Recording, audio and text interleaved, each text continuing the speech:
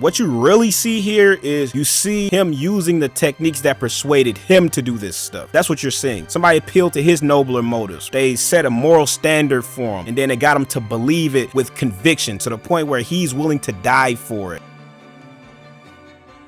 What sort of psychology does a person who's willing to die for their beliefs actually possess, and how does a person like that sell these fanatical ideas to others? This is an interview from Ryan Wesley. At the time of this recording, he was the second person to allegedly attempt to assassinate the 45th president, Donald J. Trump. So apparently at the start of the Ukrainian war, sometime around that, he flew out to Ukraine and he was on this mission to try to recruit people, build up a fighting force, and fight a resistance against the Russians. So I'm very curious about discovering who this guy is and what his whole dynamic is and how he's actually trying to sell all of this to the masses, especially because taking a shot at a president is a quick way to finish the story of your life, so to speak. So let's go. Let's see what he's talking about. Most things you want out of life involve other people.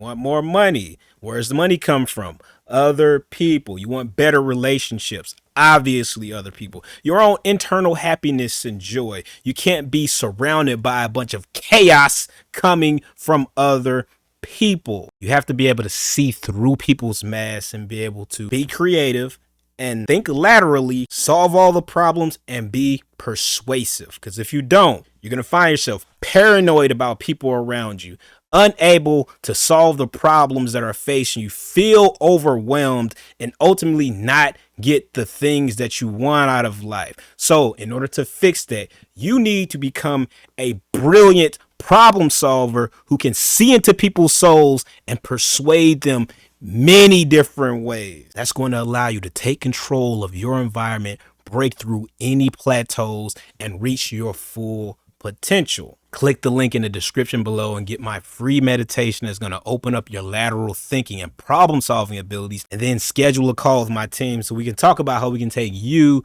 to your highest level. Please tell me who you are and why are you here? I'm 56, from the U.S., from North Carolina originally, so I live in Hawaii now, so flew all the way from Hawaii here. So the question as far as why I'm here, to me... All right, when they asked him who he is, he named his age and then he said where he was from. So what that tells me is he doesn't have a concrete identity. People who typically answer questions like that, they don't actually have an identity like that. And it's not anything against people like this. There was a period of my life where it was hard for me to kind of define myself as well and what I was really about. But what that can do, though, is a person who has a psychology like that can latch on to ideals of others very, very easily. It's very easy to get somebody to go along with the flow of some other kind of ideation that's out there in the world, because they don't have something that's concrete and a rock for them to stand on for themselves. Now, they might have values and all these other sort of things thought out for themselves. But that being said, having a lack of concrete identity can lead to narcissism. Robert Greene talked about that a lot in his book, The Laws of Human Nature, when he went and categorized the spectrum of different narcissistic personality types. To me, you know, a lot of the other conflicts are gray, but this conflict is definitely black and white. This is about... Okay, so the first thing he did was justify why he hasn't gotten involved in other conflicts around the world, whether it's some sort of upheaval, some other civil unrest. Like, think of places like Somalia, Rwanda, stuff like this. There are a lot of conflict areas, you know, the Middle East and things like that going on around the world. And what he did was he tried to differentiate this situation from others by stating a fact about it. All those other ones are gray. This one is black and white. He's taking morality as the standard to justify the actions that he's doing. So just by hearing that, it's telling me he's probably going to be setting it up where he's going to be using some of that appeal to the nobler motives kind of thing that Dale Carnegie talks about and preaches about in his book, How to Win Friends and Influence People, which is a very powerful technique. It leverages a standard that's already there. It's like an accepted type of behavior that everybody should agree with. It's a very populist kind of thing. That's all based off of a belief system that you have, and it's very subjective to the individual. Somebody might think that one thing is evil while another person doesn't think anything is wrong with that at all. So he's taking a subjective moral standard that he has for himself and he's positioning it as absolute truth. Definitely black and white. This is about good versus evil. This is a storybook, you know, any movie we ever watched, this is definitely evil against good. I mean, we're battling a situation here where, the Ukrainians and the rest of the world are caring and kind and generous and unselfish and take care of one another. And it's just a matter of, we need to stand up for that. That is the most important thing in the world. Is just okay. So that's in line with what I was thinking he was kind of going to say based off of the first thing that he said to lead up into his argument. Sometimes people will just immediately dive into the arguments, but a lot of times people do a little setup to then go into their ideals. So like by listening to the setup they do, you can kind of almost predict the next sort of line of words and ideas that are going to come out of a person's mouth. That being said, what I've read from that is he sees himself as a hero. He sees himself as the good guy who stands up against evil. Like I mentioned before, he was positioning his decision to come down here as a moral standard. And then he described it. It's like, so first step is setting it up and then describing your ideas behind it. And so the way he did that was he set it up by saying like, this should be the way that it is. It should be a normal thing. Like you see, this is exactly like a movie. This is like a villain attacking the good person kind of thing. And I'm the hero, the main character, the protagonist to come down here and do something about it. So he sees himself as a hero. He sees himself as destined for some sort of greatness and the protector of innocence. And he likes to leverage analogies when he is framing his arguments. Analogies are very, very good at giving people aha moments and then resonating with your idea. A very, very simple way to get an idea across to somebody so that they understand what you're talking about. And they're very powerful because if they land properly, they create immediate resonance with your idea so that you can be understood. Thing in the world is just to show human beings that we're kind and we're caring and that we take care of one another and that the world is united. So everything that he's saying right now is a reflection of how he wants the world to be and how he even probably views himself. He views himself as a caring, kind, heroic individual that stands up to injustice and stands up to evil and tyranny. And then he went on to describe the Ukrainians as caring and kind and these other things. Now, that may or may not be true. It's not my position here to kind of judge the Ukrainian people, depending on the source that you get, which is why I say his arguments are based off of subjective morality. So he's utilizing a subjective morality that he views as absolute truth. He's taking a high stance as far as being the heroic protagonist in the story, and he leverages analogies to help convey that position to other people, so that we feed each other and make sure that we all move forward as one collective whole unit. So we feel the pain of one country's failure and their conflicts, and we enjoy the successes of other countries that are doing good, and we all work together. And for some reason Russia does not grasp this concept that we're all one unit and we have to get along and work together and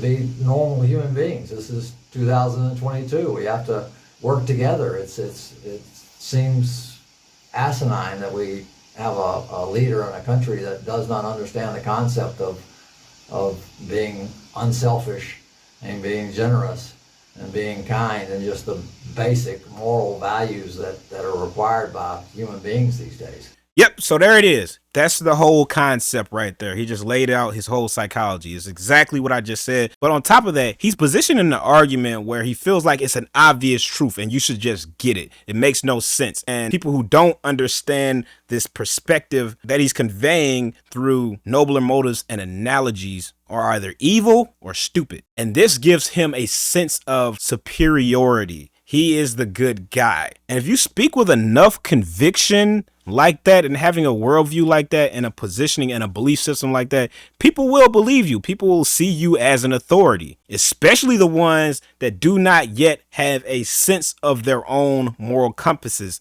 and their own identity. They can very easily get wrapped up in an argument like this. And to be truthful, this doesn't feel like anything original. Everything that he's saying sounds like something that was collected from other people and kind of almost given to him. And not necessarily saying that it was given to him on some conspiracy theory thing, but because he has no real true identity for himself, he latched on to a particular idea that's out there, and he's like a conduit of that whole thing. It blows my mind. And what are you doing here in Ukraine? My initial goal was to come and fight. I think everybody around the globe should be motivated to come here and support the Ukrainians and support the army.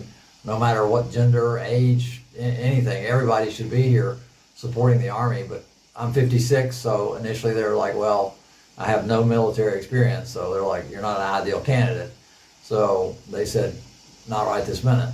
So plan B was to come here to Kyiv and promote getting more people here. You know, we need thousands and thousands and thousands of people here fighting with the Ukrainians. We need, you know, we've got 190 countries around the world, and we need thousands from all of them. If the governments will not send their official military, then we civilians have to pick up the torch and make this thing happen.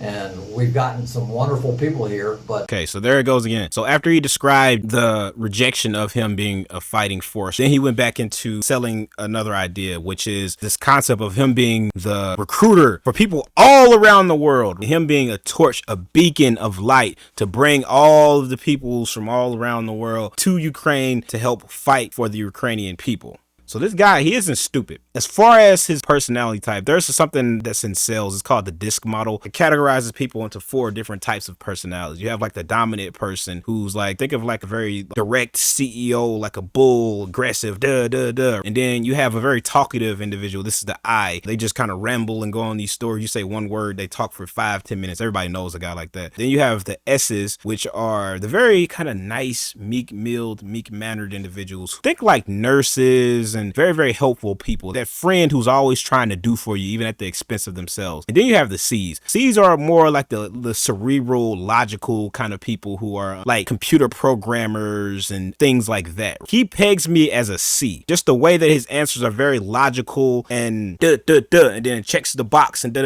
like that whole thing. And C's actually are the people who are most prone to having identity crises, actually. They're very like studious, study type of person, and they don't really have a hardcore personality. Now, I'm not saying that all C's are like this, but those very cerebral people that are like that, they tend to gravitate more towards that. I saw a lot of these people when I was working as a dating coach, for instance. Just hundreds and hundreds of them. He reminds me a lot of that character archetype. So what he's doing right now is he's creating a logical argument. It's like, okay, so I wasn't able to do this, A, plan B, D.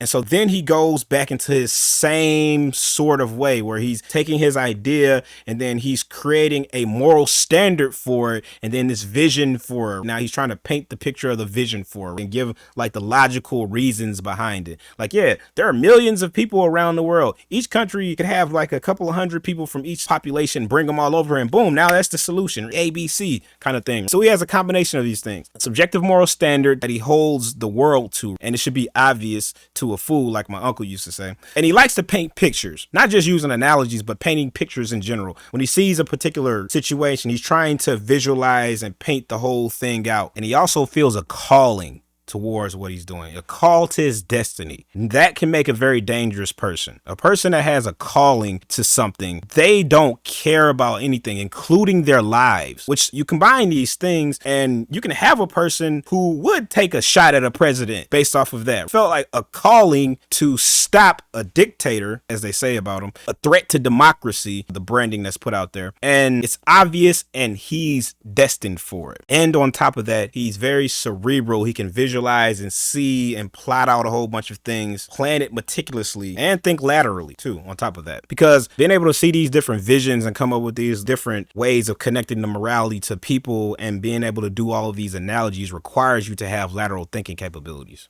It's a small fraction of the number that should be here.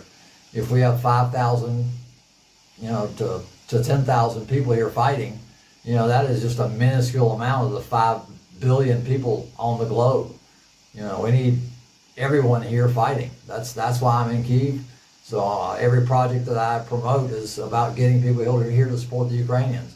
We were at a critical juncture in this war where we are sitting on the fence as far as whether good or evil is going to win. Right now we're looking at a situation where the world is waning and it's thinking that this is important or not.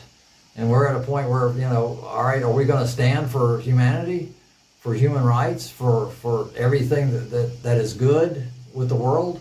Or are we just going to ignore it? If everybody is complacent and doesn't join this fight, then guess who's going to win? It might take 10 years, but we're going to lose this battle if everyone around the globe does not stop what they're doing get off the couch and come to Ukraine and defend. Now he's getting into selling the idea. He's speaking very passionately about it. And again, he's utilizing the moral standards and everything. And now, on top of that, now he's starting to twist the knife and he's utilizing the pains of things. Like, what's the pain? The fear of what could happen if they lose, kind of thing. I say this all the time. What pain does is it creates a sense of urgency. It creates a feeling of movement. And he might not know that intrinsically, like that's what it does, but everybody knows that. That's why it works. It's a natural human thing. So a person can intuitively feel what creating pain is going to do. Now, I'm not saying he meticulously put that into his communication there, but as he was going into his spiel and his passionate kind of thing, and he was painting the picture and utilizing the moral standards, then he wanted to accelerate that.